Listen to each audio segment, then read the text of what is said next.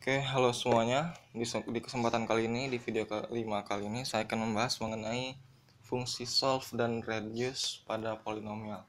Nah, secara ringkas saja sih, kedua fungsi ini, solve dan reduce ini, solve itu berguna untuk kita menentukan solusi dari suatu persamaan, khususnya pada pembahasan kali ini yaitu polinomial, sedangkan reduce itu untuk daerah penyelesaian dari pertidaksamaan.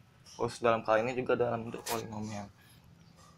Nah, kita awali dulu dengan definisi ya, yang secara ringkas saja yang sudah kita tahu sebelumnya. Kalau polinomial itu berupa suatu fungsi yang berbentuk fx sama dengan anx pangkat n plus bla bla bla plus a1x plus a0 ya. Yang koefisien-koefisiennya itu bilangan real, maka kita sebut sebagai polinomial berderajat n. Atau pangkat tertingginya adalah n. Oke. Nah, langsung aja pada pembahasan. Misalkan kita pertama kita mulai dari polinomial berderajat 1 dulu aja ya. Maaf. Derajat 1 atau kita sebut sebagai persamaan linear ya. Jadi kita pakai fungsi solve untuk mencari solusinya. Solve misalkan 2x plus 3 sama dengan 4 ya.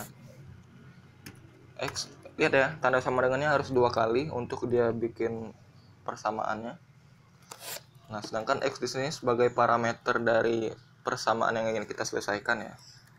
Jadi kalau di sini pakai X, maka parameter di sininya X. Kalau pakai di sininya Y, di sininya juga harus Y. Jadi sesuaikan aja ya. Lalu kita shift enter, kita run, maka kita dapat solusinya adalah X sama dengan setengah. Itu ya. Atau contoh lagi, satu lagi. Solve yang agak ribet dikit ya kelihatannya. 3/4 kali X plus setengah terus dikurang 5/2x sama dengan 2. Nah, maka solusinya adalah x sama dengan minus 13/14. Oke, itu untuk derajat 1. Kita lanjut ke persamaan berderajat 2 atau yang lebih kita kenal sebagai persamaan kuadrat. Oke, jika kita ingin menyelesaikan fungsi kuadrat ya, 2x kuadrat ditambah 5x min 3 sama dengan 0x ya. Nah, seperti yang kita harapin, kita dapat solusinya adalah x sama dengan minus 3 atau x sama dengan setengah. Lanjut, misal fungsi kuadrat yang lain lagi, x kuadrat plus 6x min 9 sama dengan 0. Lalu x ya, ini hasilnya ya. Jadi x sama dengan 3 kali minus 1 dikurang akar 2 atau x sama dengan 3 kali minus 1 plus akar 2 gitu ya. Nah, ini kan masih dalam bentuk akar. Kalau kita ingin mendapatkan nilai numeriknya, kita pakai fungsi n solve ya. Jadi fungsi n digabung sama solve gitu aja sih. X kuadrat plus 6x min 9 sama dengan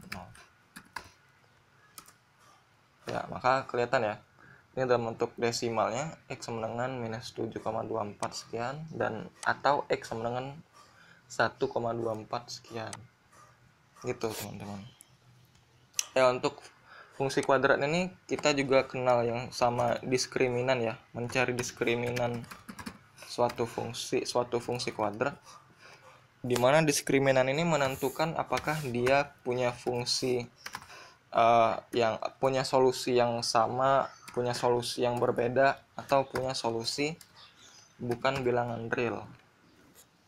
Contoh ya, kita ingin diskriminan dari, ganti aja deh, kuadrat plus 4x min 9. Oh ya, maaf. Min 9. Nah, 52 gitu ya.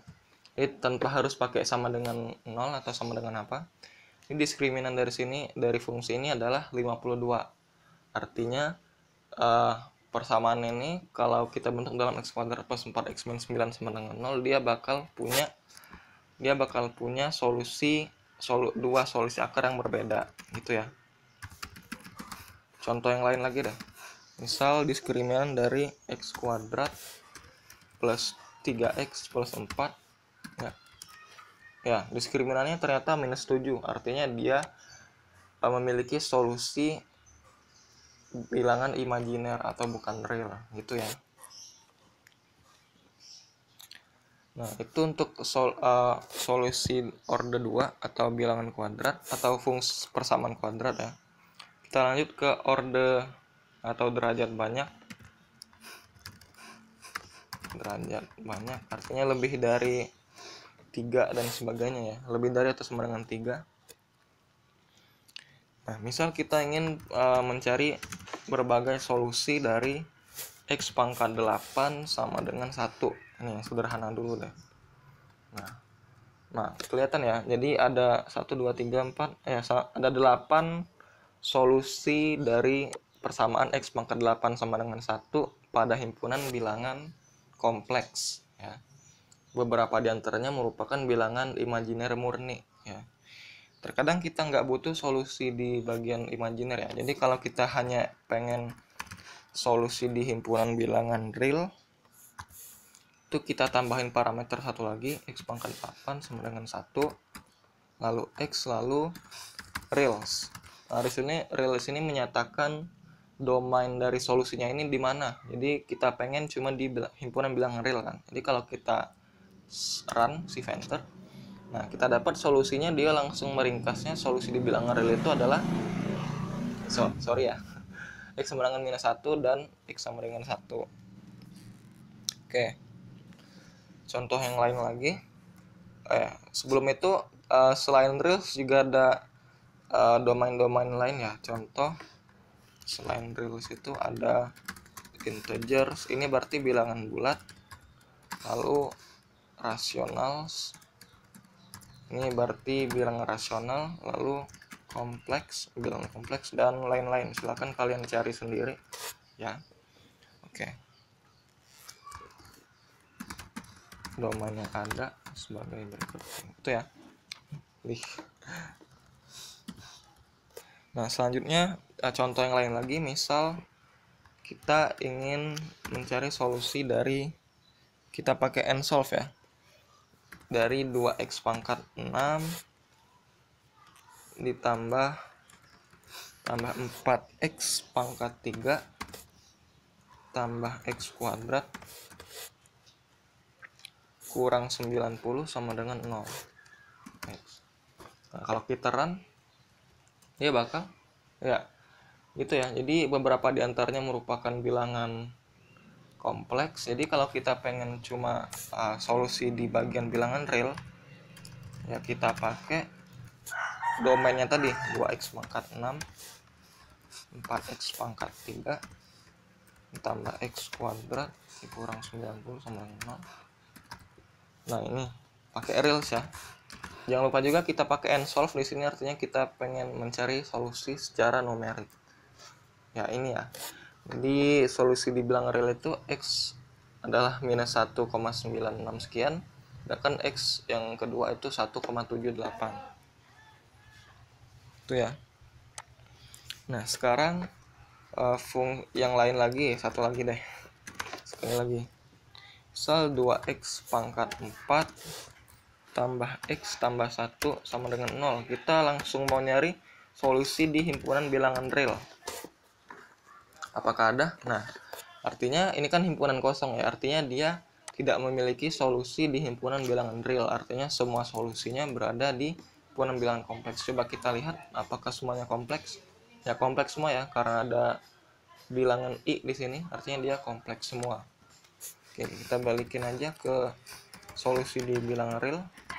Itu nggak ada. Itu ya. Oke, itu mungkin sudah cukup jelas untuk fungsi solve-nya. Sekarang kita beralih ke fungsi reduce. Ya. Nah, ini fungsi reduce ini untuk kita mencari daerah penyelesaian dari pertidaksamaan. Misal kita punya fungsi, pakai yang tadi aja ya. kita pakai fungsi reduce dengan format kayak gini. Silahkan dilihat. Reduce 4x pangkat 4 ditambah x kuadrat tambah x dikurang 6 misal lebih dari 0. Ya, kita ingin lihat di mana daerah penyelesaiannya. Oke, agar kita langsung aja pakai nilai numerik ya. Jadi pakai n reduce tutup kurung, tapi nggak sama kayak n solve tadi. Kalau kita run, kita dapatnya ya. Jadi ini solusinya adalah yaitu pada x kurang dari minus 1,10149 atau pada x lebih dari 1. Sorry, orang jualan guys. Ya, oke, itu ya untuk solusinya. Bisa juga untuk solusi jika fungsi tadi kurang dari 0 gini, sama aja tinggal ganti tandanya aja ya.